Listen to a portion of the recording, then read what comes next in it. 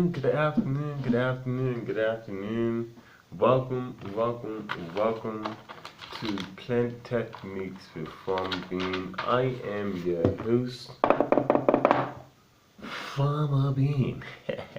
It's another beautiful day in paradise, but that is something that I like to say. Now, today I want to talk about mealybugs, insect on your plant.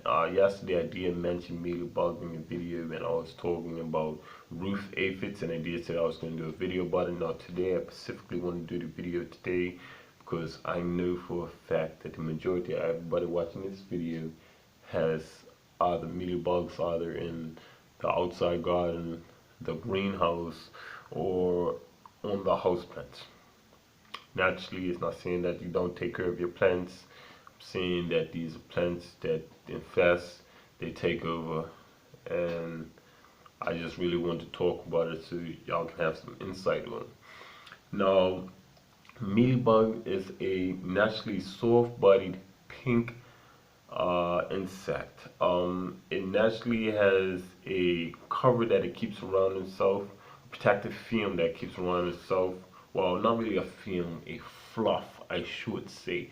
It's a white, waxy, kind of cottony type fluff that it keeps on it. Now, this fluff in particular, what it does, it protects the mealybug from excessive heat, and it keeps in moisture. Doesn't want to lose the moisture that's inside the fluff, and don't want the heat that's outside to get in. Now, the mealybug is also commonly known as soft scale. If anybody do know other insects, they also know that its relative, its cousin, which is the hard scale, which you normally see on the stem of your plants. It doesn't have the white film or fluff that's around it. It's normally just the insect itself. It's hard, and it attaches himself directly to your plant and stays there. Normally, it's a group of them, or just right up along your stem, you will see them. Now, the mealybug, throughout its life period, it retains its leg and it does move around. Now, the female mealybug is a rounded insect, wingless, and it is about probably 1/16 of an inch. Yes, you're gonna look at me and say, yeah, fuck, that's pretty small. How you guys gonna see that? I know it is pretty small, but it is possible to see, especially with the fluff that it keeps around it. It is very possible to see. Now, the mealybug, it feeds on a variety of different plants, from herbs, from bushes, to your flowers, to your succulents. I can give you a short little list of certain plants that you will find that have mealybugs on them. You have the fuchsias, which is a flower. A lot of people have fuchsias in their gardens. Crotons, jade plant, which is a succulent. Poinsettias. Now, a lot of people get poinsettias for the winter time. Around Christmas time, a lot of people go to your garden stores. You pick up your poinsettias. Well, poinsettias are also known to run the risk of having mealybugs on them. So if you do go pick up some poinsettias, please make sure that you check them to make sure they do not have mealybugs on them when you pick them up. It's a possibility that sometimes they still might. What else? Citrus trees. They be on your citrus trees and your bird of paradise. Your herbs like your rosemary. They'll also be on your cactus. Now, there are other species of mealybug like the long-tailed mealybug or the cactus mealybug. Now, these other species occasionally find themselves attached to one host plant, to a specific host plant. Now, what the mealybug does when it feeds, it attaches himself to the stem of the leaves, and it sucks out all the sap from the plant. It's basically just like the aphids per se, if you really want to think about it. It's similar to the aphids, but the mealybug, it sucks all the sap out of the plant. especially the stems, the tips, the leaf junctions, the internobes, or even new growth. You'll commonly see the mealybugs directly in new growths, or right in crevices by the new growths, or right in crevices above a junction to where there are leaves. Now, when they feed, you will see the plant, you will know that they're feeding, and you know that they're excessively feeding when you see the plant yellowing in a few leaves, or the plant is defoliating to where leaves are dropping off randomly.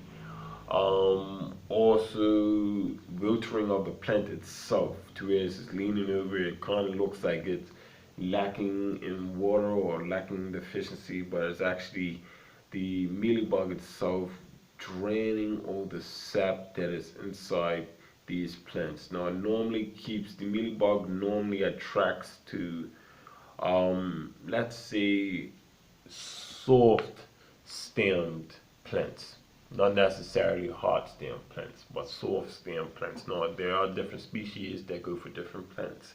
Just keep that in mind also. Now, when the mealybug feeds, it injects a toxin that causes the plant to, how should I say it, causes the plants to malformation or malfunction, basically not grow exactly how you want it to grow. It'll start to malgrow, if that's a word. um, Now, they also release a honeydew. Now, they'll release this honeydew, which also creates mold. So that's another indication. That's another way to where you can know that you have mealybugs on your plant. If you look at your plants, look on top of some of your leaves, and if you find that some of your leaves are sticky, or some of your leaves even have a blackish mold that's on them, that mold comes from the honeydew sitting on your leaves for an excessive period of time, which over time mold does come on sweet things like honey. Come on, you have honey sitting out, it's gonna get moldy eventually. It's sweet. I don't know why everything sweet gets moldy, but you know it's true. Everything sweet eventually gets moldy. Now, let's see. There are different there are different species of mealybug that feed on roots, especially African violets, which causes the stun of growth and bloom reduction. So if anybody has any African violets inside your house and it's not really blooming as good as you want it to bloom, or it's not really growing as big as you want it to grow. Now, this is the same causes as yesterday's insect we were talking about, as the root aphid. The certain species of mealybugs which do attack the roots eventually have the same causes as the root aphid. They all suck all the sap, suck all the juices out of the roots, which causes the stunning growth and cause the reduction of bloom. Now, we also have the citrus mealybug, which lays up to, let's say, 600 yellow eggs. Now, with these yellow eggs, it keeps these eggs within a protective mass of white waxy fluff, pretty much, cottony fluff, and it keeps it rather on the stem in junctions, very protective.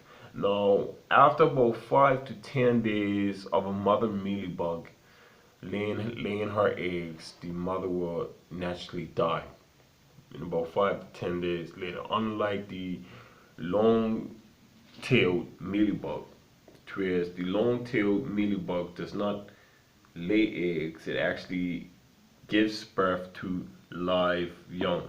And after it gives birth to its live young, just like the rest of them, within 5 to 10 days, it does naturally die off. It's a beautiful thing. I mean, is to basically kill them themselves the more they get basketball. And then again, the numbers are way off. It's 600 to 1. You got 600 newborns to one mother dying. So, that is a big difference, but it's something really to really look at though. The best way you can know that you have mealybug is actually a visual inspection. Um, you can look at the way the leaves fall off, or the way the leaves are yellowing, that type of way, or look at the mold on the leaves to see that you have mealybugs. But also, if occasionally you look at your plants and you take a look at your plants, you can also tell that you have mealybug because they're very visible, especially of the above ground mealybugs, the ones that are not underneath the soil, the ones that are on your stem, the ones that are on your leaves. They are very visible because they have this waxy, white, fluffy coating that's around them. Now, this is something that you really gotta watch out on. Now, what I do sometimes is I'll take them, and as the plant's growing, sometimes before they start creating the little waxy fluff that's around them, I'll scrape them off, like give them a little flick off, kill them, smash them in my hand, bam bam pow. But better way is to really take care of the mealybug. Now, I did talk about yesterday, my trick that I use personally on my plants is I use garlic, boil it down, boom boom pow, and I spray my plants. Garlic does work on the mealybugs. I have seen it work on the mealybugs, but if you want to use anything else, you can use anything from a horticultural oil, because what the oil does, just like the aphids, is pretty much it clogs up the pores and it chokes them to death. You can also use a systemic spray, or you can use a couple of organic sprays. You really got to read the label. A lot of these different sprays will tell you exactly what it's good for. You have a Bondi spray, which come in a concentrate actually, to where you take about 1 to 2 tablespoons. You put that into a sprayer when you spray your plants excessively. Now, when you spray your plants, just like the insects I was talking about yesterday, you want to make sure that you spray your plants underneath the leaves and also on top of your leaves, because underneath the leaves is where the mealybugs, have the eggs underneath this waxy coating. You want to make sure that if you see any white waxy coating fluff that's left on there, I'll take that off anyways. Most of the time I like to, try to scrape the little fluff off first, kill off that the end and spray it down. Or sometimes if it's too heavily infested, I ain't even getting out of it. That's too much. And if it's a little bit, I'll scrape it off and then just spray the rest of the plant. But if it's really heavily infested, I would suggest taking the plant away from the plants that you have and spraying it down, top to bottom, underneath the leaves, on top of the leaves. Make sure that you get inside the crevices of the plant, inside the junctions of the plant. Make sure you get it on your new growth, around your new growth. Everything like that is very important, because they do eventually sometimes get immune to the insecticides that you use against them. So hit them, try to get them out one time with the first hit. It's always important. Pretty much I think I covered the basics of the mealybug today. Now I'm just going to do a quick summary. Mealybug, a soft-scaled insect with a white, waxy, fluffy coating that's around it. Normally feeds off the sap of the plant, and it can cause the plant to stunt in growth, cause the plant to defoliate, cause the foliage on the plant to yellow in the leaves. Now you also have the root mealybugs, which if you want to indicate that you have root mealybugs, the best way to see that you have root mealybugs is to take the root ball out.